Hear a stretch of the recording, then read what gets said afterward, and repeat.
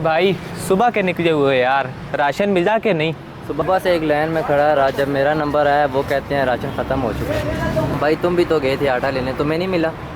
आटा लेने तुम्हें नहीं मिला? यार वो 7 वाले काउंसलर साहब आटा तो दे रहे थे, मगर वो आटा देते वक्त साथ तस्वीर बना रहे थे। तो बना लेते तस्वीर, आटा तो मिल जाता। यार फिर मोहल्ले में दोस्त ताने मारते हैं,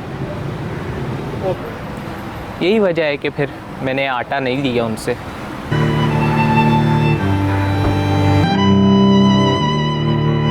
अस्सलाम वालेकुम भाई। जी वालेकुम सलाम। आप क्या परेशानी है? नहीं भाई कोई परेशानी नहीं है, ठीक है। झूठ मत बोलो, आपकी मैंने सारी बातें सुन ली। घर में राशन चाहिए? जी भाई राशन चाहिए। तो आ जाओ मेरे साथ, गाड़ी में राशन है, मैं आपको देता हूँ। भाई एक मिनट, मेरे आपसे एक रिक्वेस्ट है। जी। आप राशन देते वक्त साथ तस्वीर तो नहीं बनाएंगे? नहीं बनाता तस्वीर। आ जाओ।